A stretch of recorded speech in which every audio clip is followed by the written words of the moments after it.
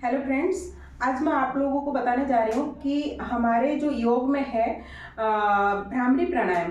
तो भ्रामरी प्राणायाम करने से हमें क्या क्या बेनिफिट मिलता है उसके बारे में थोड़ा सा बताऊंगी। उसके बाद मैं फिर प्रैक्टिकल करके आपको बताऊंगी कि कैसे करना है।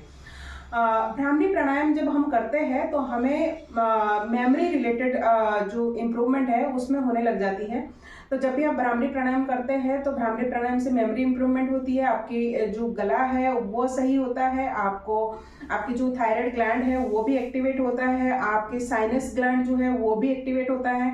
तो आपके जो गर्दन से लेके ऊपर तक की जितने भी हमारे ऑर्गन्स है वो सारे वाइब्रेशन होते हैं भ्रामरी प्राणायाम के करने के टाइम पे। तो उससे हमें मेमोरी में बहुत ज़्यादा इंप्रूवमेंट होती है। जिनको याददाश्त कमजोर हो रहे हैं उनको भ्रामरी प्राणायाम रोज करनी चाहिए और सुबह शाम 2 टाइम कर सकते हैं। तो भ्रामरी प्राणायाम जब करते हैं तो आप लोगों को थोड़ा सा प्रिकॉशन ये लेना है कि देखना है कि आपका खाना खाने के तुरंत बाद आप भ्रामरी प्राणायाम ना करें। जब भी प्राणायाम या योग की अभ्यास करते हैं तो खाना खाने से पहले मतलब खाली पेट आपको प्रैक्टिस करनी है। तो सुबह के टाइम अगर आप कोई भी योग की प्रैक्टिस कर रहे हो और अगर कोई भी एक्सरसाइजेस कर रहे हो तो एक्सरसाइज के बाद जो आप रिलैक्सेशन की टाइम होती है तो उस समय पर आप भ्रामरी प्राणायाम की अभ्यास कर सकते हैं। और एक साथ आप कोशिश करिए कि 30 राउंड, 40 राउंड, 50 राउंड तक आप भ्रामरी प्राणायाम की अभ्यास लगातार करें। सुबह अगर 30-40 बार कर रहे हैं तो शाम को 30-40 बार करिए। आप देखिए कि 1 महीने, 2 महीने, 3 महीने अभ्यास करने के बाद आपको कितना अच्छा फील होता है, आपको कितनी याददाश्त में फर्क पड़ता है और रात की नींद भी आपकी अच्छी होती है। आपके ब्रेन में जो हैप्पी हार्मोन्स है वो सिक्रेशन होने लगते हैं। तो इस तरीके से आपको बहुत सारे बेनिफिट मिलते हैं भ्रामरी प्राणायाम से। तो आप जिन लोगों को कोई भी ब्रेन रिलेटेड बीमारी हो रही है, जैसे अल्जाइमर हो गया, पार्किंसन हो गया, आपको डिप्रेशन हो गया, स्ट्रेस हो गया, एंजाइटी हो गया और किसी लोगों को इंसोम्निया की भी प्रॉब्लम होती है, तो इन लोगों को अगर भ्रामरी प्राणायाम रेगुलर बेसिस में प्रैक्टिस करें तो उनको काफ़ी बेनिफिट मिलता है।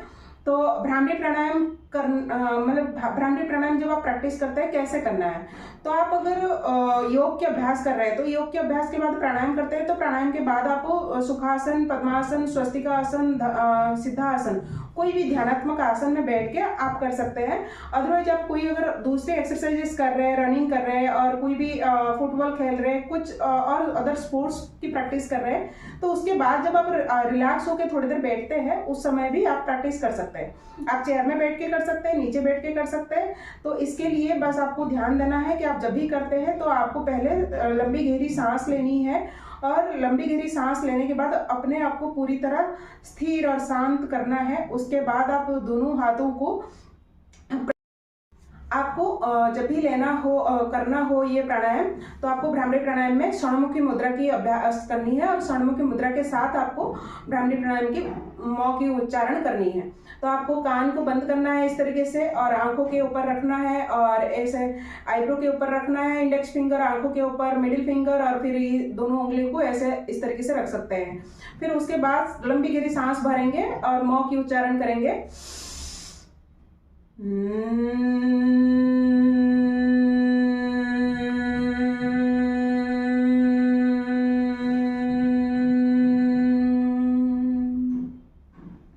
इस तरीके से आप करके 3 से 4 बार, 5 बार, 10 बार, 20 बार, 25 बार, 30 बार इस तरीके से ज़्यादा से ज़्यादा करिए और अभ्यास आपको इस तरीके से करना है। करने के बाद आप देखिएगा आपको कितना रिलैक्स फील हो रहा है, आपको मेंटली कितना पीस फील हो रहा है।